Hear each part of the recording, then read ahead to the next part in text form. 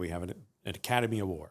It was a special award awarded to us in 2012 for helping define the look of motion pictures for the last century.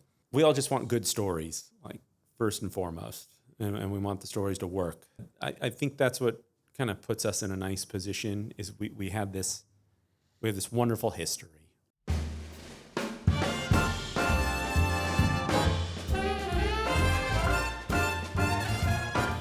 Welcome to the Prep Bay, a podcast by Cine Camera Rental. I'm your host, resident cinemaphile, and hopefully your favorite rental manager, William Willer. And you are joining us for episode 001, brought to you live from Fort Worth in Texas, in front of our lovely audience. Say hi, lovely audience. Make some noise. There are so many podcasts out there and so many filmmaking podcasts. So why do another one? At Shine, we are artists and filmmakers, and we love supporting your craft. There's some wonderful technicians here in Dallas-Fort Worth, and you guys come in and out of our shop. And this business can be rough sometimes, and it can be hard. Sometimes it can be lonely for people. It can be cutthroat, but it's made great by the wonderful community of filmmakers that we have. We're super grateful for you guys. And in our Prep Bay, I've had some amazing conversations with some of the people in this room. We've talked about lenses, life, and the pursuit of happiness, and some conversations that have changed my life. And this podcast, we would just want to share that conversation with a small corner of the internet. And so for our first episode, we thought we'd do something really special and have a special guest come on. Joining us from Burbank, California, is Mr. Chris Deanna from Cooke Optics. Give him a hand. Thank you very much for having me. I am so excited to be here. This does not feel like a first episode of a podcast at all. I see a well-oiled machine, multicam. We have stylish weights holding the mics. And everyone here has just been so warm and welcoming. You know, it's really nice to meet everybody, crew and guests and everybody. So thank you.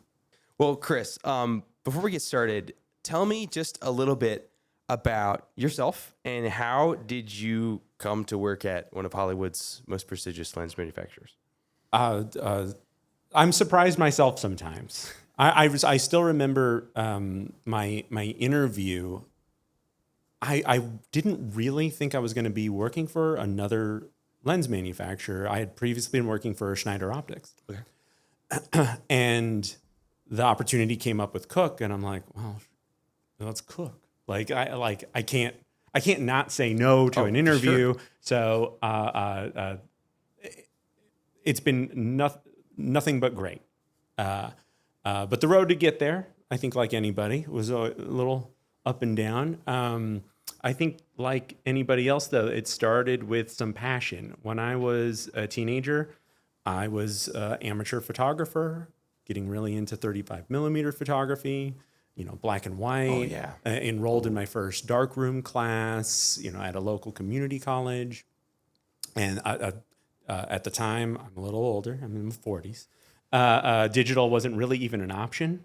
I think I used a really early digital camera. It was a Sony Mavica that took floppy disks. Wow.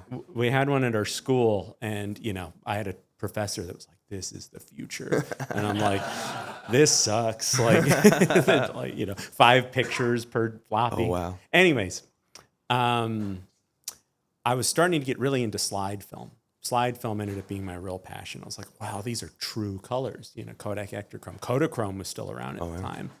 And I was going nuts for color slide film. And I was kind of desperate. I was like, well, I need to project this. This is looking so good. How can I project this? What can I do to project this? Because I had no money and no job. I'm 16. And I'm like, maybe I can make my own projector. And just kind of thinking you need light, you need a lamp. So I took a hardware light. And then I had a little bullhorn. Like a coaching bullhorn kind of thing, they used as a snoot to kind of narrow down the light. And then I took my lens off because it's unfocused. Oh yeah.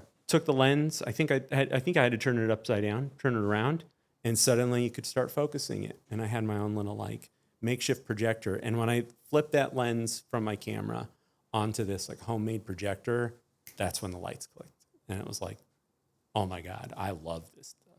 I liked it a lot before, but now I really like it. And ever since then, there's always been kind of a lens geek side to me. I don't go into the weeds as much as some folks. I'm not a technician. I don't really like to disassemble or reassemble. We have a service center at my office, and as soon as it's disassembled, I walk away. I'm like, no thanks. I don't have the mind to like put that back together. It's a lot of parts. But that kind of led me to Schneider. Within a few years, it was like, who's that? I think I know them. Why do I know that name? And what it was is at the time, they were still making projection lenses for enlargers. Oh, yeah. And they were also doing some large format lenses. It was like, oh, that's kind of cool. Let's see what they're up to. Maybe I could work for Schneider. And then it just happened. And very quickly, I had eyes on, I keep saying projection. It was a big part of my love of this industry and lensing, but I had eyes on their projection department. Yeah. And at the time, they were also making lenses for movie theaters. Yeah. Fixed focal length prime lenses for 35 millimeter film projection in movie theaters. I'm like, how cool is that? Not just that, anamorphic lenses for projection. So I was like, well, I've got eyes for that department. As soon as I started very low level, but it was like, I want to be the projection guy at Schneider one day. Well, it only took like 30 days because it turned out the CEO was quitting. Oh, wow. And he was managing projection at that time. And he goes, how would you like to take on projection? And he's like, it's not a great job. We have $1 million of unsold inventory. Oh, wow. Things are switching to digital. No one wants this stuff anymore. We're making some digital lenses. Do you want this terrible job? I'm like, yeah, I do. Wow. Sign me up.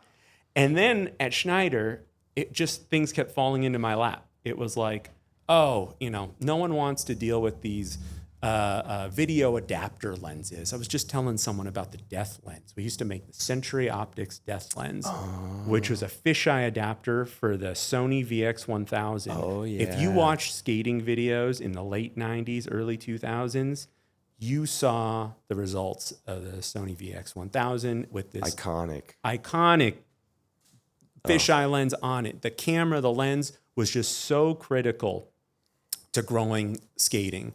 So pivotal. It just changed the looks. And I remember that too. I remember studying cinematography, getting into it. And my brother was a big skater.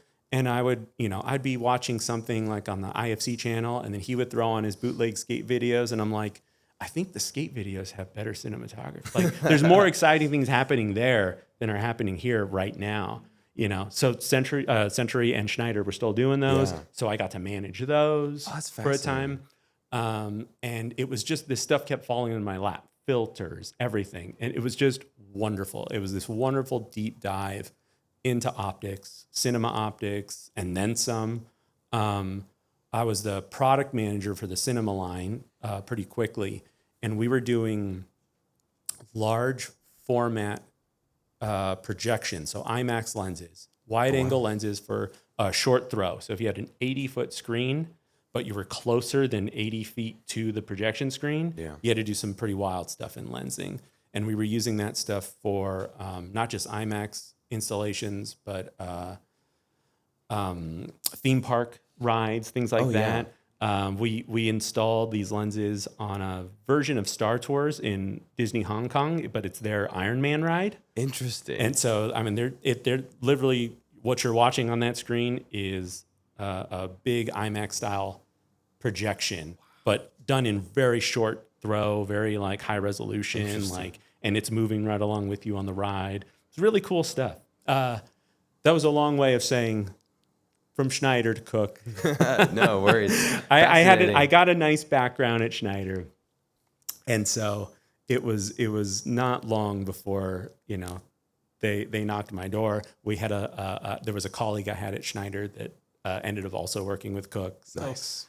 we had some familiarity, and it was wonderful transition. Oh, for sure. Just briefly, I know we want to talk about the future of lensing and about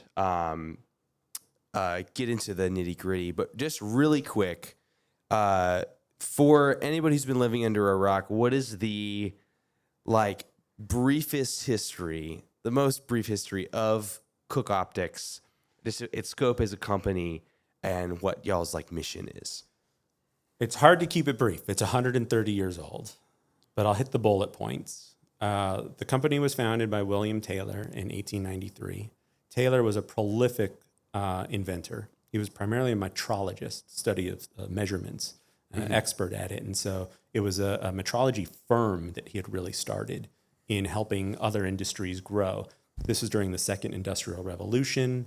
You had a technology boom kind of unlike the world had ever seen at that time. Even though he's the founder of our current company, Cooke Optics, I have to mention he's going to be more fondly remembered for having invented the dimpled golf ball. What? He was under a lot of stress. His wife told him to take up a hobby. Why don't you try golfing? He went golfing and found that the more experienced golfers with the older balls that had divots and would actually fly further than his. And so to get to the bottom of it, he's like, okay, we have to figure this out. We have to figure out how to make this ball fly farther. And so he had invented the dimpled golf ball and patented it in 1906. That is an insane. So that's William Taylor. Crossover. Okay. What had really blown up for Schneider, though, for Cooke, is early in the inception of the company, there was a major breakthrough in optics. It was coined the Cooke triplet. We kind of owe our name really to a family of optics makers. It was T. Cooke and Sons that were telescope makers, and they were an optics firm that actually started before William Taylor's company.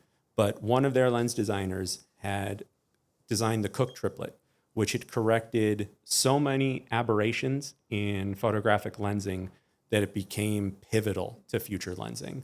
And so the Cooke triplet is really what put Cooke on the map as a major lens technology company, because then they could license versions of that to other companies. Even we had to work with Zeiss back then for their own version of it. And so it was really prolific. It changed everything in imaging. And then you have the birth of cinema. When you have that, you had a need now for lenses that were tailor-made for cinema. They couldn't just use fixed focal lengths or fixed lenses, fixed focus lenses, like they had been using in photography at the time. And so that need to adapt lenses for cinema with follow focus, Cooke was the first company to create purpose-built cinema lenses. And then something really interesting happened that no one expected, especially from a metrology firm and an optics company and technology company, which was there was an expedition. Sir Ernest Shackleton, someone mentioned Kenneth Branagh earlier. He played Shackleton in a movie one time. Oh, interesting. Branagh.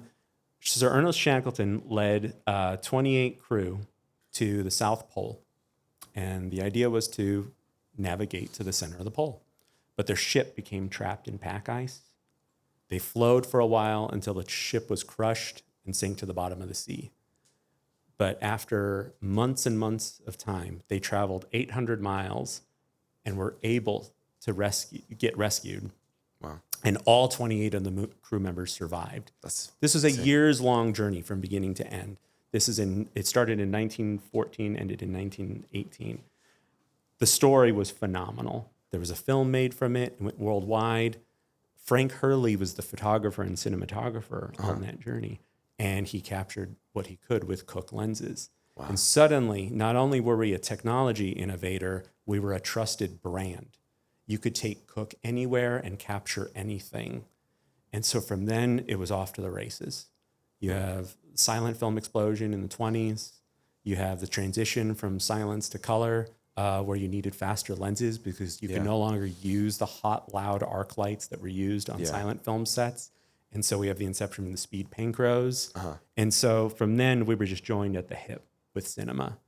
And you could cover, the next 100 years that way, that we've been part and parcel with cinema. We were so ubiquitous in the studio days that 100% of MGM's films in the 1930s were shot with a Cooke, and half of those were shot with the Cooke Speed Pancros, versions of which are still in use today. Yeah.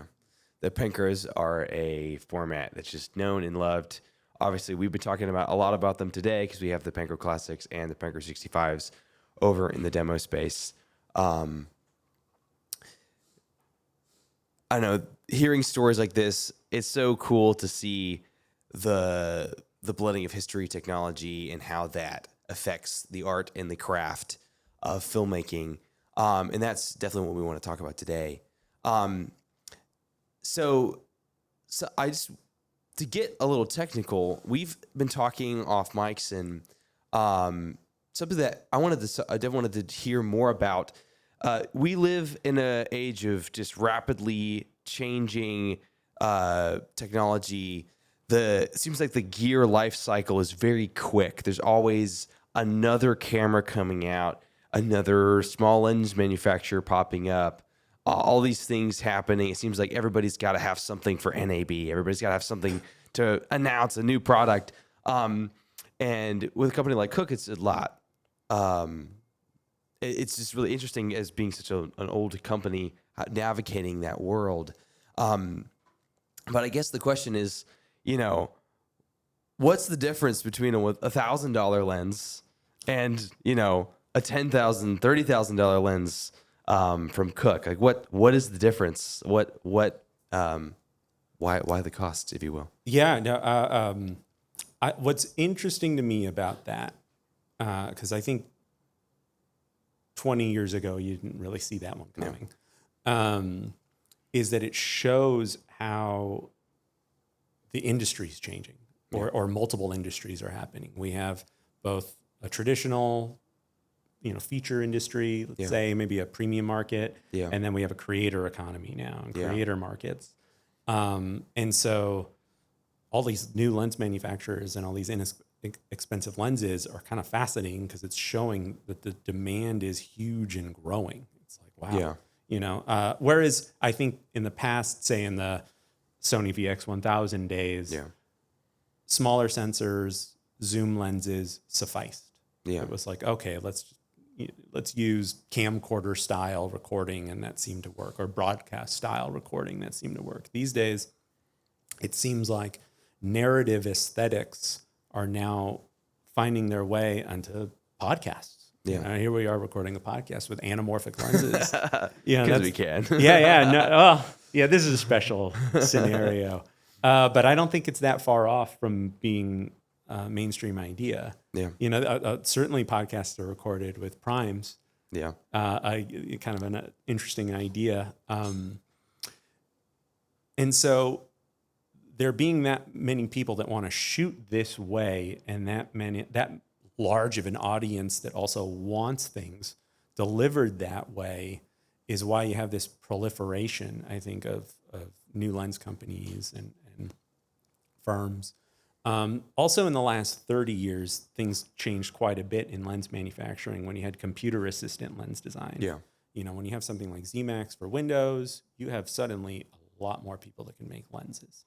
When you have globalization like we had in the last 40, 50 years, you could suddenly have optics made in other parts of the world, mechanics made in other parts of the world, and marry them in a place where neither of them originated, and put them together and create some interesting lenses. The difference, the main difference right now, I'd say, with what's available in maybe entry-level lenses and more professional lenses is sustainability.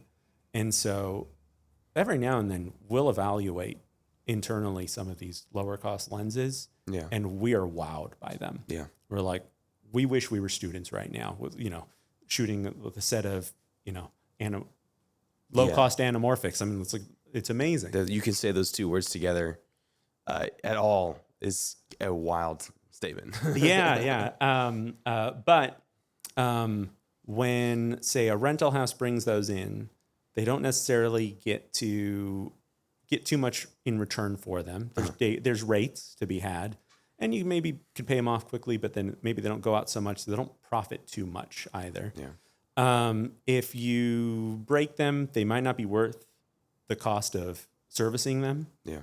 And so you still have, and then you have performance to consider too.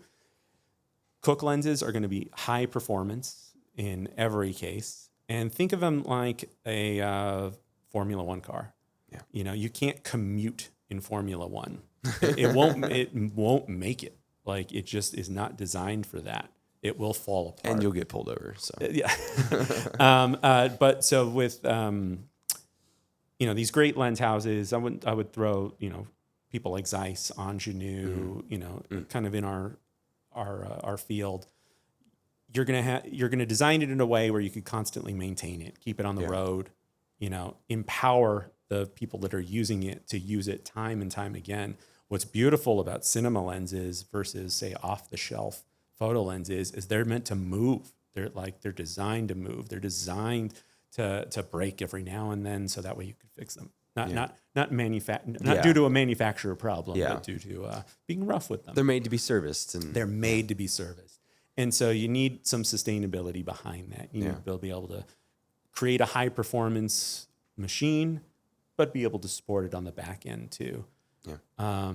Something like S4s are 25 years old right now. Yeah. We know those will easily make it another 25 years. Oh, for sure. With minor servicing. We know, there's rehoused Cooke Speed Pancros. In some cases, those are coming up on 80 years old. Yeah. I mean, we hope to see some of our current lens series for another 80 years. Yeah. Obviously, you've touched on the globalization and sourcing things from different, manufacturing glass and mechanics and all these things. People doing those, doing that for these new lens companies. Tell us a little bit about the Cooke process, and tell us a little bit about like the manufacturing process and how that also sets you guys apart. Yeah, it's something we're incredibly proud of.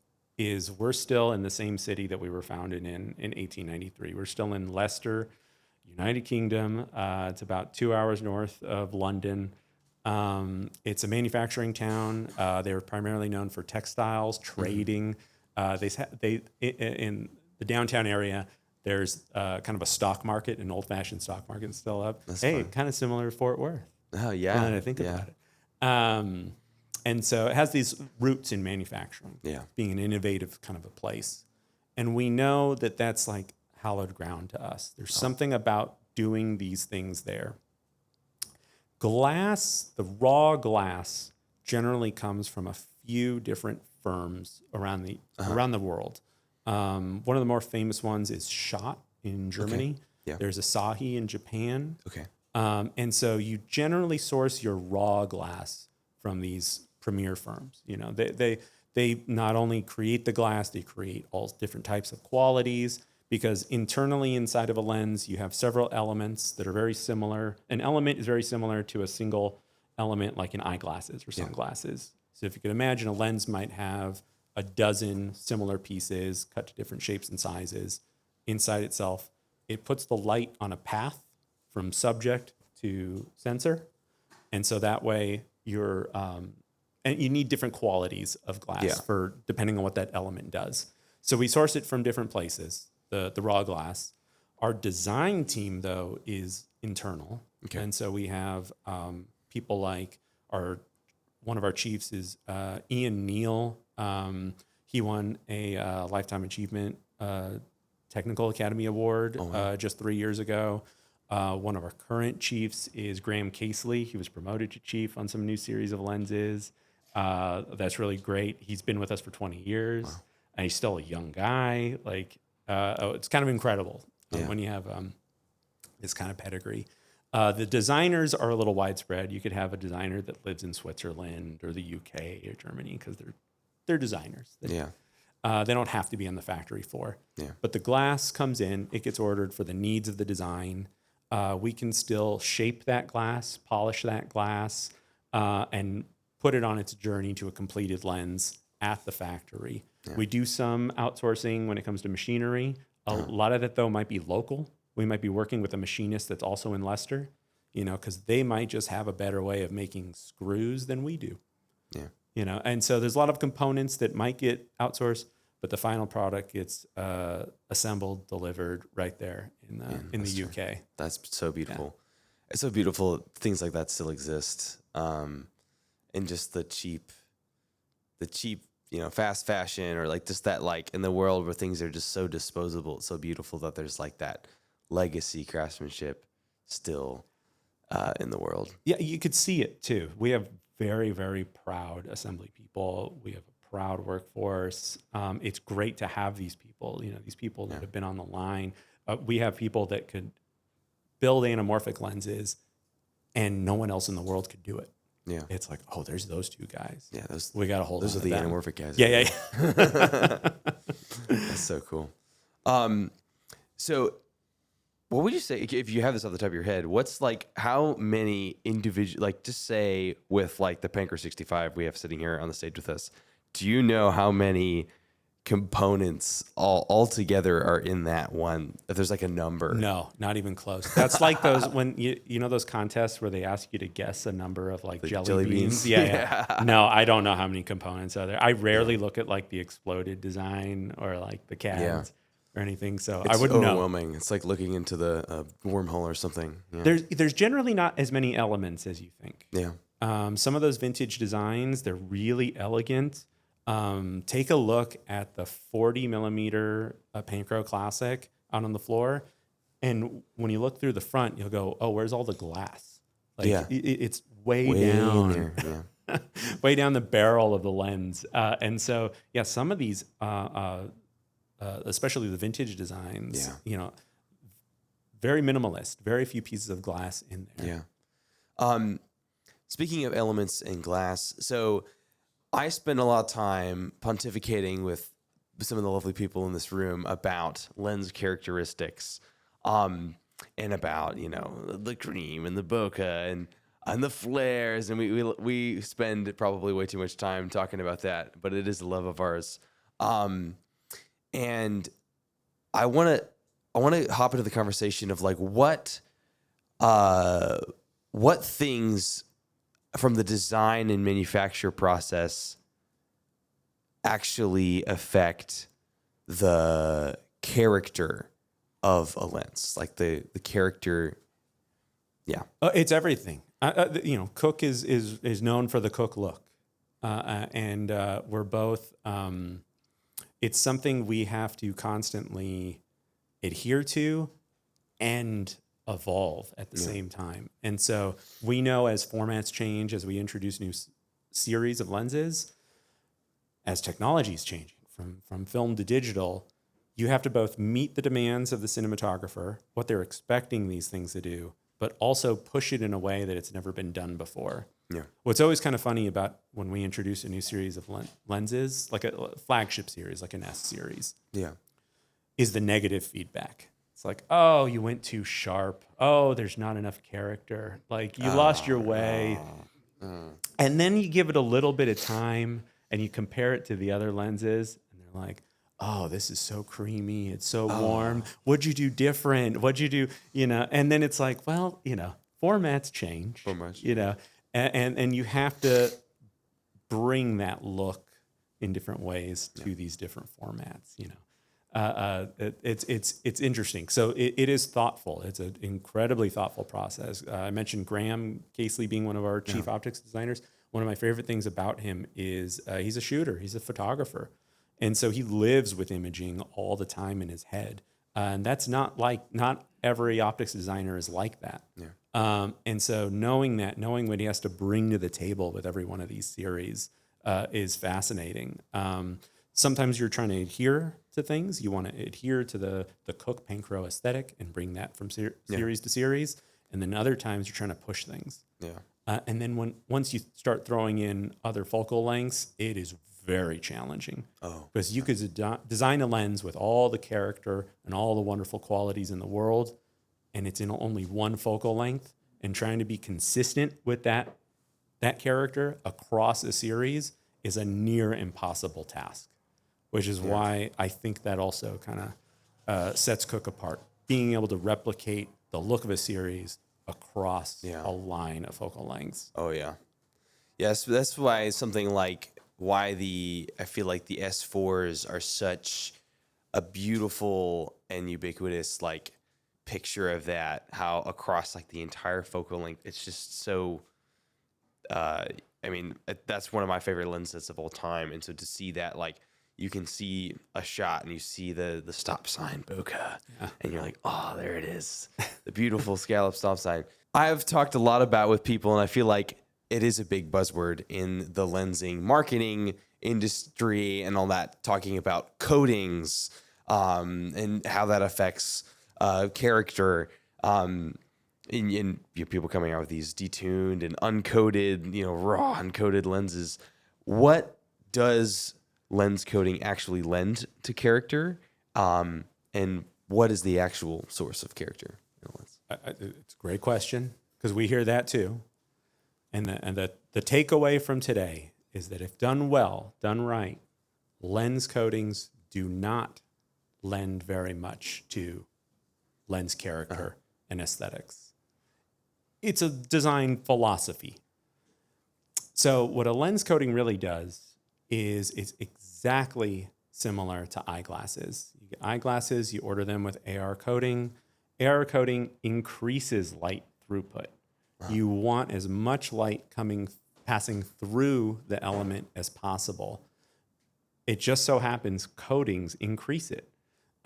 Even a high-end piece of glass, a water white glass.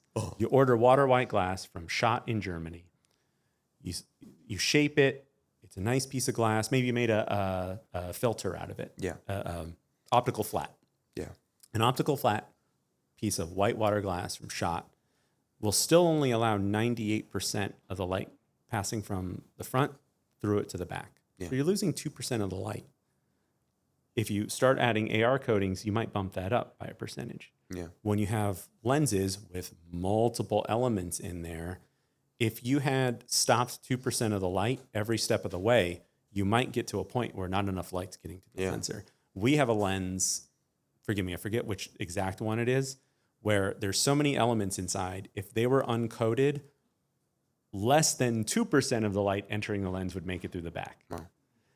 So coatings are absolutely necessary for lens design, for light throughput, for getting light from beginning to end. And there's this misconception that coatings are like filters. That, you have a warm coating on there, and so it's a warm, it's a warm lens. Or, because this has they use cobalt in the vintage coating, you're getting a blue flare off this. That actually is a little true sometimes. Yeah. You're getting this effect because of this coating. Coatings and the effects we get from coatings are generally aberrations and artifacts. They are side effects of having to use them, but they don't really inform lens character. When we talk about lens character, I think we primarily are looking for focus fall off, edge focus, distortion, overall resolution and contrast. And again, if the coatings are done right, they will not interfere with that. Yeah. The reason why I think we've all become aware of coatings having any effect at all is through this acceptance of like vintage lenses that have generally less or degraded or inferior coatings by today's optical standards. And so we're getting effects from those vintage coatings that we're expecting from newer lenses as well. And so uncoated glass will lend itself to flaring, let's say. Yeah. I don't know. I guess it's up to the user to decide whether or not flare is a characteristic or if it's a side effect. Yeah. I'm in the camp that it's a side effect. It's an aberration. We're trying to design to limit flaring as much as possible.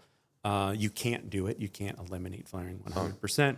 And so you try to make those flares as flattering as possible when you have to deal with them. Yeah. And you do that by other means. We'll stick with modern coatings for high throughput on our modern series of lenses like the S7s, the S8s, but we will revert to single coatings for our Pancro series because we know that's an aesthetic. That's a desired aesthetic. Mm-hmm. Yeah. We've talked today we've kind of had a little bit of the Pancro smorgasbord because we've had the 65 eyes, we had the Pancro Classic Super 35, and then we also had generally people would consider, I think, Pancro inspired the SP3s greatly. Had those on, and those in the full frame configuration on an FX3 for demo. What are the considerations as it comes to format? There's a lot of changing formats. People, there's the IMAX buzzword, and people wanting to shoot larger format, maybe for these tentpole kind of larger things, or even bringing that onto into a show format. There's some people starting to shoot 65 millimeter image circle on stuff like Euphoria and some of these other shows. What are like some of the real world considerations when thinking about format and fall off? Why would I, as a modern cinematographer, choose Super 35 over 65, or vice versa, or full frame? From like an optics perspective, I think it's amazing to have those options now. Cinematographers didn't have them whatsoever before, being able to jump from Super 35 to IMAX, on the same show or in the same project or in the same rental house. Just being able to like show off a large format right now, or extra large format, whatever it is it's pretty exciting. Yeah. But why someone might choose one or the other, I think it's a collaborative choice. It might fall into the realm of the director's choice too, depending on the show. I'd say Cooke is primarily in the area of narrative filmmaking. Yeah, the look, what our lenses are going to is primarily narrative. And so with that in mind, does your show have a lot of blocking? Does your show have a lot of movement? One of my favorite shot on Cooke clips, and not because we put it into our show reel or whatsoever, is this really short clip from the Matilda musical where people had cut it to like Dragula by Rob Zombie. But it's rad because it's S7 on a crane, S7 on a Venice on a crane, whipping through this, school set, and you have all these kids like rocking out. Yeah. And they're singing an entirely different song, but they got Rob Zombie, mouthing Rob Zombie. But the camera work is like rocking. It's great. And they're making that Sony Venice kind of look Super 35, to be honest. Because they have really deep focus. They have a lot of movement. And so they were able to kind of push it in this kind of interesting way. But I'd say that's a consideration on deciding whether or not to shoot this or that is, are you moving your camera? Are you moving your rig? I don't think they would have been able to achieve that on the current new extra large formats. Yeah. I think that would have been a lot harder to pull focus on. And so, consider movement, consider that. If you have I'm big on references. I think lookbooks are, great idea. Lookbooks, I think, are funny though, because that's considering your project in a two-dimensional sense. You're thinking about color, texture, light, but I'd say consider movement. That's probably my biggest note when considering formats. Are you moving around? Are you blocking? I watched a Twilight Zone episode the other day that had this amazing deep focus, and lots of camera movement. Show. Yeah, just very much unlike something else I was watching. I was watching DTF St. Louis. It shot more modern way, lots of cutting, lots of framing, no real movement in the scenes. That's okay. That's just different styles. But I'd say DTF probably lent itself more to full frame. Yeah. the way it was shot, and something like I'm thinking of a musical, the current West Side Story. Yeah. Shot in Super 35. Yeah. Lots of movement. Beautifully shot film. Yeah, it's interesting that as formats develop, it's not always like I feel like the marketing always tends to be like, oh, this is the new big format, so this is the thing we have to do. We got to shoot this. We got to shoot these large formats. And part of that's just the way that like super hype marketing works. But it's really interesting because not always the newest greatest thing or is not always the thing that's right for your project. I think so much of it is taste. So much of it is what are you trying to accomplish. And I know there's been some like examples of like people shooting these large formats just kind of for the name because they want to market the like shot on IMAX. They want to like do these things, and you're watching the show and you're like, man, that's not in focus because you're shooting at T2.1 on a this crazy old Mamiya lens and nothing's in focus. It is definitely a consideration if you're trying to do. It's interesting how it's a two-way street because both. It affects the buzzwords in the marketing affects the art that people make, as well as it is a consideration in your tool that you get to choose that, but also that it does affect the actual art that gets made. Yeah, you have to sell it still. Yeah. That's the catch is, it's still an industry. It's still a business, it's show business, and so I think we've become, we're beholden to it. That, if they've got to sell this thing this way. Thankfully, though, what I'm glad we're not having to deal with too much is too much consideration for alternative resolutions. Uh-huh. I'm glad it's like the resolution talk seems to have kind of tampered down. Yeah.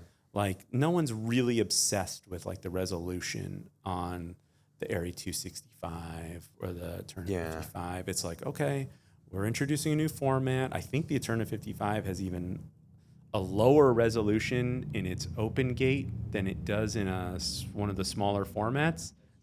Yeah, that's kind of fascinating. That's cool. Yeah. And I don't think that's going to affect people's acceptance of the camera or the use. I think it'll still look great. Yeah, I feel like we've hit a good point where it seems like, okay, 4K is the standard.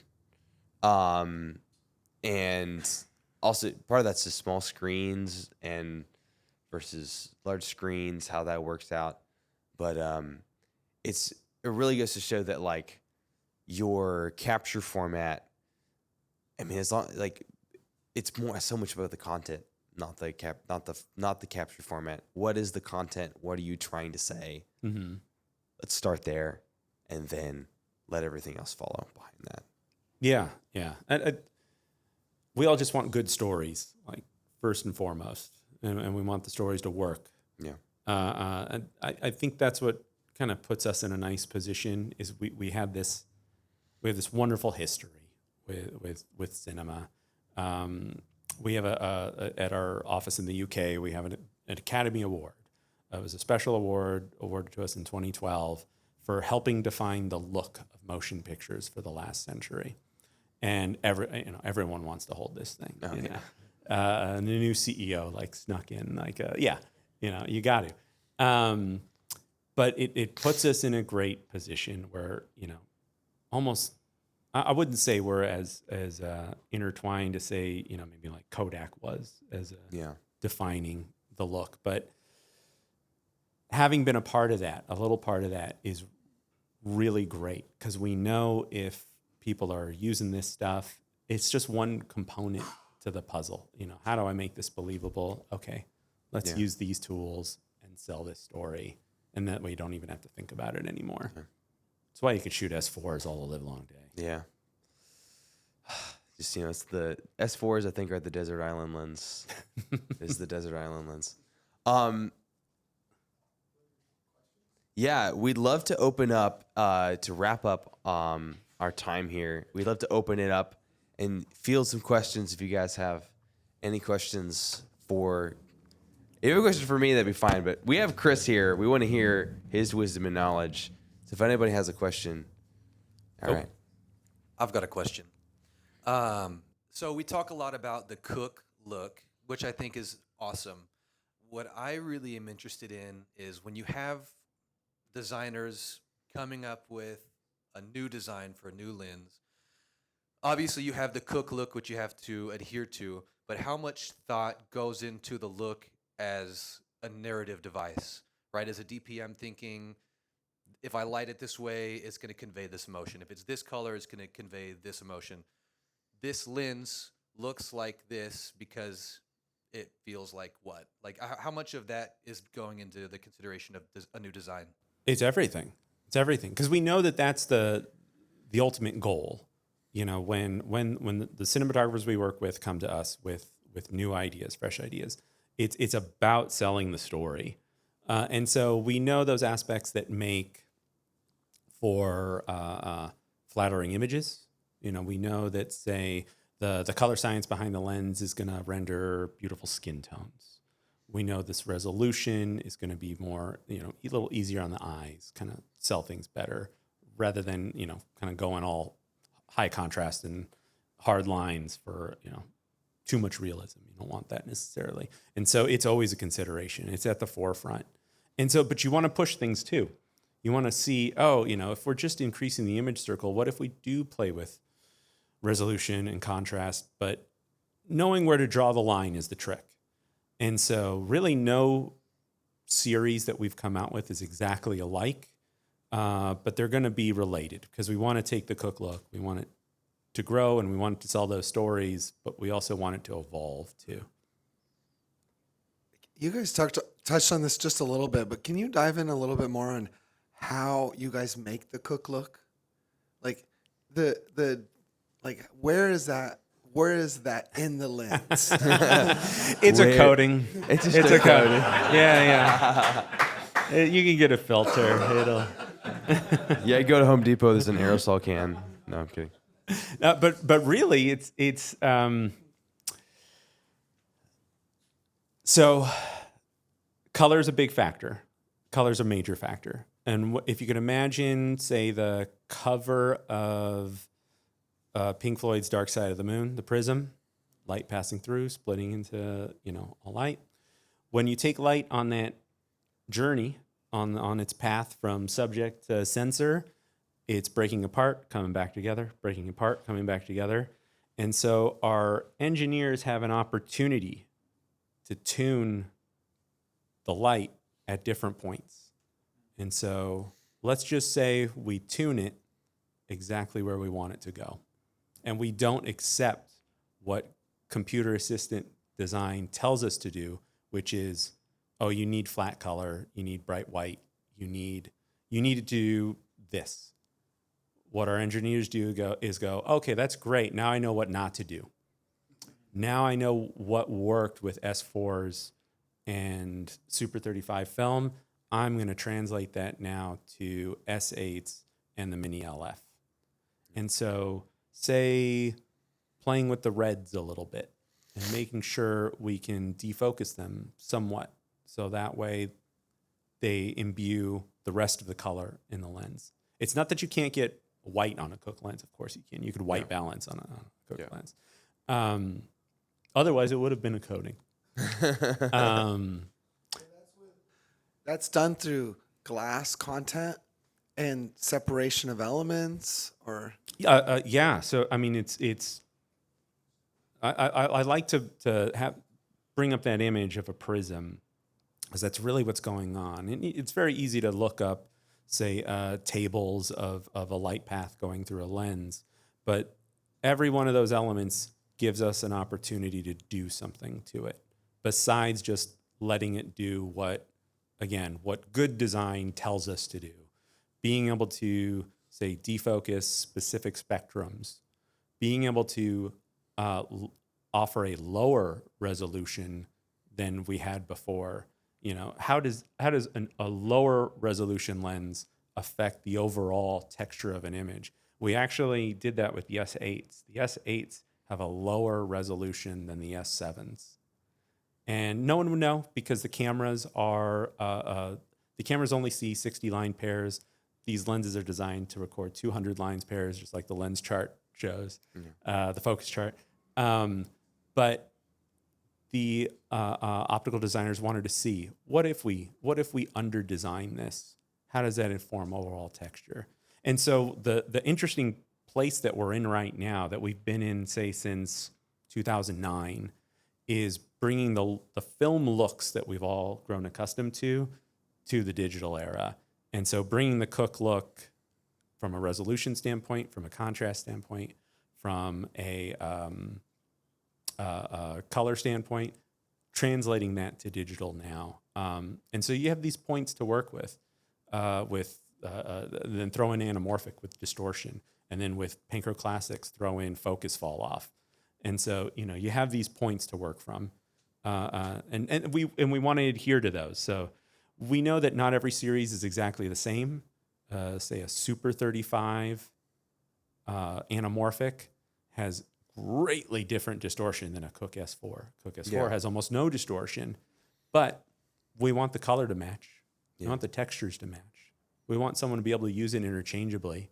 We want someone to say, oh, I'm shooting anamorphic, but when I follow this actor through this doorway, it's really distracting. Let's throw in the spherical for a second, and then we want them to match. And so we'll adhere to those points: color, contrast, resolution, making sure it's deliverable, doing it at the elemental level. Does that make sense? That's golden answer. Do some of your older lenses develop like a patina or a unique characteristic? Older's a mixed bag. So when you get into older lenses, like the rehoused Panchros, you're getting into coating issues primarily, and so they were sometimes uncoated, sometimes coated with materials that are no longer safe to be around. Sometimes coatings degrade. Sometimes they had to reassemble a lens from elements that were put together in different decades. And so it's hard to keep track of that. It's hard to know what's going on with a vintage lens unless you do open it up, examine it piece by piece. It could have been someone opened it up and tried to remove a coating and then over polished it, and now it's performing in a different way. And it could be really cool. It could be really unique. But there's too many variables. But the biggest one's coatings on older lenses. And the problem there is that those coatings have been degrading. And so you get a wide variety of colors. And we were talking earlier about color matching problems with vintage sets, which is what led us to creating the current Panchro Classics. Is we heard the DPs that wanted the Cooke vintage aesthetics, but they didn't want all the trouble that came with true vintage lenses. And so we were able to deliver that. Matching sets, color match sets, that's what you get in the current versions. But we like the old ones too. And sometimes you can make a show look great.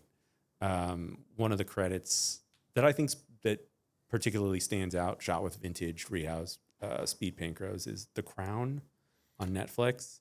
Because that was also kind of like a tipping point for Netflix. It was like, oh, you're making really good stuff. Yeah. Like, You're making art now, yeah. Yeah. Beautiful Really show. beautiful. Jared in the back. Howdy. So actually, you mentioning the crown lends into a question I was going to ask is, across the entire history of Cooke Optics and all the different lens sets besides the crown, but maybe a little more like homework options for us, do you have a top 3, top 5 movies that think are good representations of some of the different lens sets? And again, this can be from the 40s to modern day, but just curious to see like what you think would be a good set of movies to watch, to either see the similarities or how Cooke elevated those productions, those films. Yeah, I'll start with a curveball. Our lenses were referenced for Toy Story 4. They referenced the Cooke S4s and the Super 35 anamorphics. And from my understanding, they use them for different characters' perspectives. I think Woody's perspective was primarily S4, and Bo Peep's perspective was anamorphic. It's been a while since I've watched the whole thing, so I didn't quite remember the change in lensing there. But like we've pulled enough like clips and screen grabs for like internal use to see what they were doing, to see like, oh, okay, this is a hyper version of the Cooke look done in animation and like wonderfully done. And this was without like assistance. This was essentially eyeballing it and then like, you know, going into like the programs they're using like RenderMan and getting, you know, highlights that unrealistic in animation, but like that look so beautiful. They were giving this filmic look to a thing that never had that kind of look before. So I'd start there. It's an interesting one. Just even look at some screen grabs. The bokeh on it is amazing. It's like, oh, you know, what's going on here? Because again, it's the hyper version. One of my favorite examples of Cooke is Hugo. Not just from a texture and look standpoint, but also a technical standpoint, because you're shooting with S4s and you're shooting with 5 eyes on 3D rigs. And we've had conversations with 3D folks, like the folks at Lightstorm and stuff. They hate our lenses because they want sharp. They want sharp throughout. Yeah. They want no character. They want that. And so what Richardson was able to do with Cooke's in that space, you know, ×2 is just off the charts. It is like, to me, one of the best shot things in the world ever. It is so good. You know, it doesn't get better than that. But then for a more traditional standpoint, we were talking a little bit about A Star is Born. Wonderful, wonderful texture. It's a little extreme. It's anamorphic.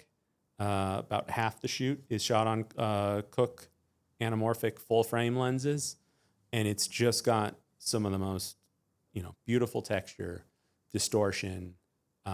You know, kind of the best of all things Cooke in a lot of that movie. Oh, and No Country for Old Men. Oh. If you want S4s off the charts, No Country for Old Men. Because you also had new focal lengths. You know, we had to create the 40 and the 65, I think, in time for No Country. And it's just, it just sings. I mean, there's nothing better than that. If I can jump in with two of my favorites, one is Casablanca, Speed Prank Rose. Classic. And then for those of us who grew up with early 2000s blockbusters, Harry Potter and the Half-Blood Prince. Fantastic S4s and some of the most beautiful like Rembrandt lighting that's been done in the business. We have nice artwork from that at the office. Actually, it's a gorgeous film. Gorgeous. Any more questions? Hello. So I had a question regarding how you're doing lens testing or just like looking at it through digital and a film perspective.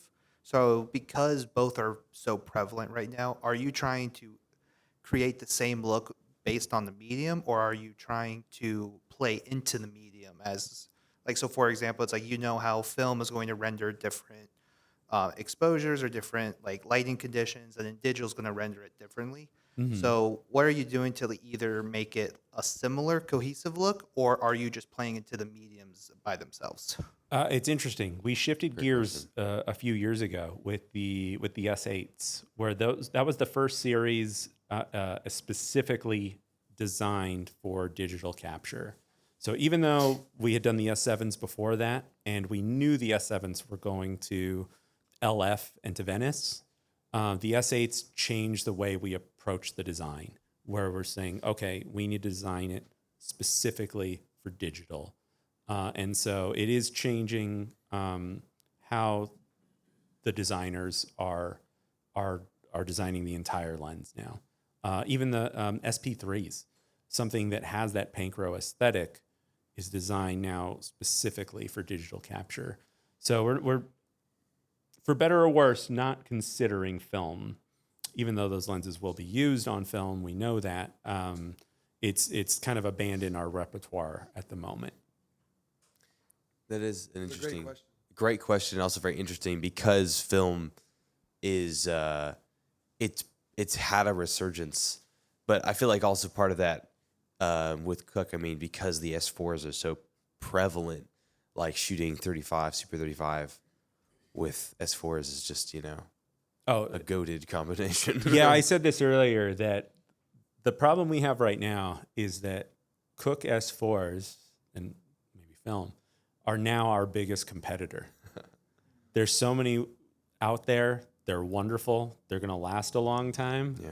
That it's like, we're begging, someone like Lowell Crawley, he won on The Brutalist, won Best Cinematography for The Brutalist, shot on S4s. He's an S4 lifer. And so when we're like, Lowell, you want to try the S8s? You want to try the SP3s? It's like, no, I'm good. No, I'm good. Like, did you see what I just won? Do you see Why this do I thing? like, and how do you say no? Like, okay. And you were saying earlier, obviously they're discontinued, but you still service S4s. Oh yeah. And how many years were you saying? I'm not going to commit to a timeline there, but we still train on them. Okay. We still service them, probably on a daily basis. Yeah. And so we'll still equip the industry with the ability to service them too. We did a service training at the Pacific Northwest Lens Summit in Portland, Oregon, a couple of months ago. That's fun. So where we can, we take on lens technicians and we train them with the ability to be able to do that. Is that our still most requested lens? But one of our most requested lenses, yeah. The Cooke S4s, man. Any other questions we have to wrap us out? Anybody? Adam. I feel bad because it's a question wrapping us out of a cinema conversation, but you sparked an interest in me when you said your entry was projection. Mm-hmm. And oftentimes I don't think about lens in other ways. Mm-hmm. Is Cooke still making lenses for other purposes? And if so, what? No, we're actually that's also something that sets us apart from our other companies. Yeah, the other companies in the fields is that Cooke is exclusively a cine lens manufacturer. At that, I think we dabbled a little in photography lenses, like large format photography. You could find an ad from the mid 90s or something. It must have been a small run. But we are all in exclusive cinema lenses. That's all we make. I mean, you can if you want, You can shoot your home videos on this if you want, but major flex, but Disney recently announced they want to compete with IMAX. So they came out with something called Infinity Vision. And I had actually had notes about something like that like 8 years ago where I'm like, I think I should pitch something. I wanted to call it Disney Vision. And I'm sure they were thinking the same thing I was, where I was like, oh, Vision is a Marvel character, Vision, And it was like, and I wanted to do new anamorphic lenses for projection at the time. And this went nowhere within, the company, but it was a dream. And they didn't announce what they're doing with Infinity Vision. So if Cooke made anamorphic projection lenses for Infinity Vision, I'd be all in. But it's a stretch. It's not. It would literally be a stretch because it's anamorphic. Yeah. I'd love to, but we'll see. Any more? I think we had one more back there. Okay, so with the SP3s, obviously that's made it a little more, it's a little easier for people like me to get my hands on them for rentals and stuff like that.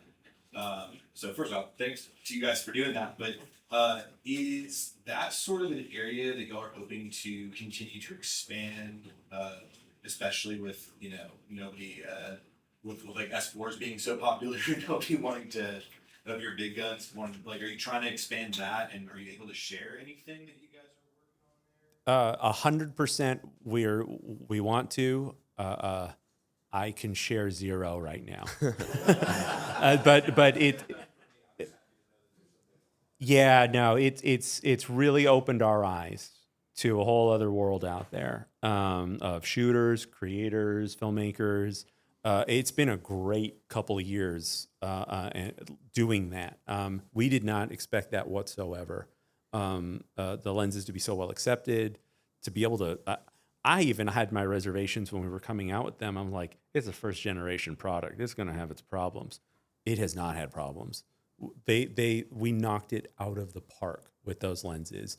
We service them in Burbank. We only see lenses come in that have been dropped hard.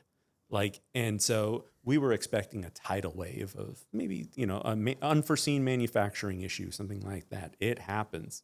It happens at all levels of manufacturing. And somehow these just came out so well. I hope we could do that again if we expand the line or come out with new series. But it's a great space to be in. And the cameras are amazing. The FX series, the Reds that are coming out. I'm excited to see what Nikon does. I hadn't played too much with Reds until recently, but that new one, the new big one, the V-Raptor or the... Yeah, is it the V-Raptor XL, I think? Yeah. The real chunky one, shot they shot Superman with. Yeah. Beautiful camera. And so it's just knowing that this stuff is out there, and now that I think about it, that's a PL mount camera. Yeah. But the other ones are Z and RF and things. It's great. It's great to be a filmmaker right now. And so, yeah, we'd love to be able to empower, and bring that look and see these stories and be a part of that wave. Yeah, can we just talk a little bit more about that? If a filmmaker chooses SP3s instead of a set of full frame painters or something, what are they giving up, or what are the main differences in that set that sells for $25,000 or so for a set of 5 versus $150 for a set of 5? What's amazing is they're not giving up a lot. The sets really have their places. A set of Pancros is really meant for, follow focus and AC and, for a crew. You could even look at it as by camera. You could say, the Pancros are going on we have an Alexa 35 out there. Who's going to crew the Alexa 35? Who's going to bring that to fruition? That's where it makes sense. The SP3s, obviously, you could be a smaller crew or a one-man band, and that's what they're suited for. And so you're getting that look. You're not trading off a lot. It's a different throw, different focus throw. There's less throw, and so it might be a consideration if you're shooting narrative. You may want longer throw, but that might also determine your entire package that way.